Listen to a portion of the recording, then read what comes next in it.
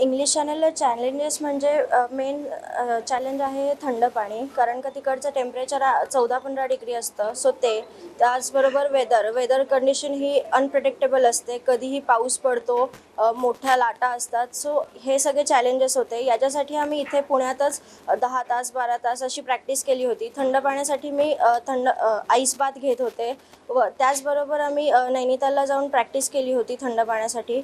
तर अशा प्रकारे मी चॅलेंजेससाठी प्रिपेअर्ड होते.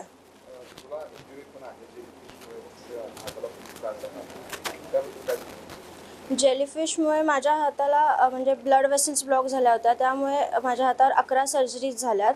सो तो एक मोठा कन्सर्न होता. सर्जरी म्हणजे जखमेसकट पोहणं हे थोडंसं डिफिकल्ट होतं माझ्यासाठी. पण मी जेव्हा हॉस्पिटलमध्ये होते तेव्हाच मी ठरवलं होतं की मी स्विमिंग सोडणार नाही. सो त्या हिशोबाने मी नंतर जसं फिजिओ चालू केलं सर्जरीनंतर, त्याबरोबर मी थोडी प्रॅक्टिस करत गेले आणि मग म्हणजे मी आधी जशी पोहत होते तशी परत पोहायला लागले. अशा प्रकारचे जसं आपण इव्हेंट्स करतो, जसे अल्ट्रा डिस्टन्स आहे, जसं इंग्लिश चॅनल आहे, ज्याला आपल्याला साधारण 14-15 तास पोहावं लागतं. त्याच्या सगळ्यात पहिली आणि बेसिक गोष्ट म्हणजे लागते ती कन्सिस्टन्सी, चिकाटी आणि डिसिप्लिन. आपण कितीही थकलेलो असो, काही असो किंवा कितीही इंजुरीजमध्ये असो, आपण डेफिनेटली फिजिओज तर हे असतातच आपल्याला मदतीला, पण तुम्हाला प्रॅक्टिसला शो अप करणं हे खूप जास्ती गरजेचं आहे. आणि अशा मोठ्या इव्हेंटला प्रिपेअर करताना आपण साधारण हळूहळू डिस्टन्स हा बिल्ड केला पाहिजे, जेणेकरून बॉडी त्या दृष्टीने अडॅप्ट होते त्याला. आणि हिच्याकरता तर आम्ही साधारण चालू केलं एक तासाभरापासून हळूहळू ते आम्ही एक 12 तासापर्यंत घेऊन गेलो. 12-13 तास आम्ही हे स्विम करण्याची सवय केली. प्लस अंधारात कसं पोहायचं, अंधारात पोहण्याची पण आम्ही तयारी केली होती, जेणेकरून तुम्हाला सांगता येत नाही की तिथे तुम्हाला कुठल्या वेळेस पोहावं लागेल. ते सकाळी पण तुम्हाला पोहावं लागू शकतं किंवा अंधारातसुद्धा पोहावं लागू शकतं. सो सगळ्या दृष्टीने आम्ही तयार होतो, जेणेकरून तिथे जाऊन असा कुठला तरी चॅलेंज आमच्यासमोर जरी आला तर आम्ही त्याच्याकरता तयार असू.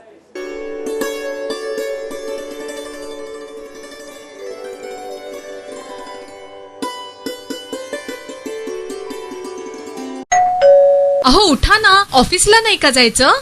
अगं मला आज फ्रेशच वाटत नाही, काही करायची इच्छाच नाही. अहो मग तुम्ही आजपासूनच न्यू युनायटेड फार्मसीचे गुड मॉर्निंग चूर्ण घेणं सुरू करा. अपचन, मलावरोध, बद्धकोष्ठ, आम्लपित्त आणि पोटाच्या तक्रारींवर खात्रीशीर आयुर्वेदिक उपाय. गुड मॉर्निंग चूर्ण.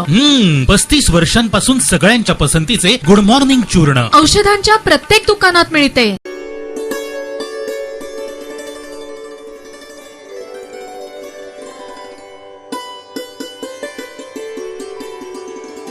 जय गणेश. सर्वप्रथम दगडूशेठ हलवाई ट्रस्ट आणि सुवर्णयुग मित्रमंडळ यांचे आभार मानते. आमचं हे वारीचं 3रं वर्ष आहे. आम्ही दरवर्षी जो काही ह्या वारीला सेवा देतो त्याच्यामधला अनुभव सांगायचा म्हणजे आम्हाला हजारोने पेशंट बघायला मिळतात. सर्व प्रकारचे लोक भेटतात, त्यांची सेवा करायची आम्हाला संधी दगडूशेठ हलवाई ट्रस्टतर्फे मिळते. त्याबद्दल मी त्या ट्रस्टचे आणि सुवर्णयुग मित्रमंडळाचे खूप आभारी आहे. त्यांनी अशीच आमच्यासाठी सेवा उपलब्ध करून द्यावी आणि आम्ही त्यांना सेवेचा लाभ देऊ आणि वारकरी बांधवांना त्यामुळे आमच्या सेवेचा लाभ मिळतो, याबद्दल मी धन्यवाद देते. आम्ही साधारणतः रोज दिवसभरामध्ये 3 ते 4 हजार वारकऱ्यांना बघतो. त्यांना साधारण टीम असते आमची, साधारण 3 ते 4 डॉक्टर्स असतात. त्याच्यामुळे आम्हाला सगळ्यांना हे साध्य होतं आणि रोज आम्ही साधारण 3 ते 4 हजार वारकरी बघतो. दिवसभर आम्ही साधारण 8 ते 10 तास सेवा देतो. त्याच्यामुळे आम्हाला चांगला अनुभव पण येतो आणि सर्व प्रकारचे लोक पण बघायला मिळतात. सेवा देण्याचा मौका मिळतो. जय गणेश. आज श्रीमंत दगडूशेठ हलवाई गणपती ट्रस्टतर्फे वारीच्या 3 मार्गावर या 3 गाड्या संतश्रेष्ठ तुकाराम महाराज, ज्ञानेश्वर महाराज आणि सोपानदेव या 3 पालख्यांच्या बरोबर या आमच्या 3 गाड्या जाणार आहे. तसेच पाण्याचा टँकरही त्यांच्याबरोबर जाणार आहे. याच्यामध्ये साधारण 24 डॉक्टर हे अहोरात्र 24 तास ही सेवा देणार आहे आणि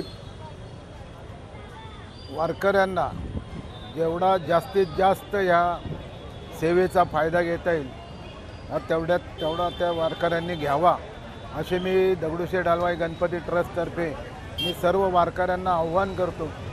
साधा आजार असो कुठलाही असो, तर या गाड्यांमध्ये हे डॉक्टर सगळे उपलब्ध आहेत आणि त्याचा सर्व वारकरी बांधवांनी याचा फायदा घ्यावा ही सर्व माऊली चरणी प्रार्थना आहे.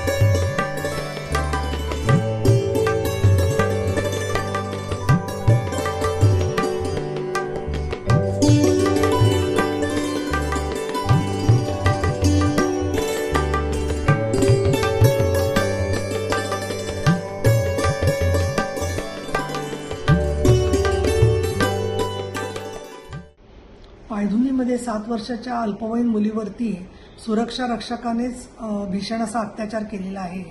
या संदर्भात पोलिसांना मी संपर्क केलेला आहेच. त्यांनी आरोपी ताब्यात घेतलेला आहे. परंतु या मुलीच्या कुटुंबीय आणि त्यांचे स्नेही यांच्याशी पण माझ्या प्रतिनिधींनी संवाद साधला आणि त्यांच्या कुटुंबियांशी, तिच्या वडिलांशी आणि शेजाऱ्यांशी माझं बोलणं देखील झालं. कुठल्याही परिस्थितीमध्ये या आरोपीला फाशी मिळाली पाहिजे हीच त्यांची अपेक्षा आहे. आणि मुलीची तब्येत जी आहे त्याच्यामध्ये तिला गंभीर स्वरूपाच्या जखमा झालेल्या आहेत. त्याच्यावरती देखील उपचार हॉस्पिटलमध्ये करण्यात आलेले आहेत. कुटुंबियांचं सांत्वन मी केलं, त्यांना धीर वाढवला आणि आम्ही याच्यामध्ये नसरापूरच्या घटनेनुसारच ताबडतोब न्याय मिळावा म्हणून सरकार प्रयत्न करेल यासाठी आमचं लक्ष असेल असं सांगितलं. खास करून या कुटुंबियांच्या शेजाऱ्यांची अपेक्षा उपमुख्यमंत्री एकनाथजी शिंदे यांच्याकडून आहे. ते कार्यकर्तेही आमच्या पक्षाचे आहेत आणि त्यांनी विनंती केलेली आहे की हा जो वॉचमन ज्या कंपनी म्हणून आलेला होता त्या कंपनीवरती सुद्धा कारवाई करून त्यांना ब्लॅकलिस्ट केलं पाहिजे. कारण त्यांनी त्याचं कॅरेक्टर सर्टिफिकेट वगैरे कुठलं न घेता कामावर पाठवलं आणि अशा प्रकारनी दुर्दैवी घटना घडलेली आहे. या मुलीचं शिक्षण पुढे चालू राहावं आणि त्याचबरोबर ती लवकर बरी व्हावी या दृष्टिकोनातून मी शिवसेनेचे आमदार आणि स्त्री आधार केंद्राचे अध्यक्ष या नात्याने सातत्याने प्रयत्न करणार आहे आणि यांच्या कुटुंबियांच्या बरोबर आपण सगळे आहोत. आणि म्हणून मुख्यमंत्री देवेंद्र फडणवीस, उपमुख्यमंत्री एकनाथ शिंदे आणि उपमुख्यमंत्री सुनेत्रा पवार यांनी जसं नसरापूरच्या केसबद्दल तातडीने भूमिका घेतली तशी याबद्दलही भूमिका घ्यावी असं निवेदन मी तिघांना तसंच मुंबई पोलीस आयुक्तांना देत आहे.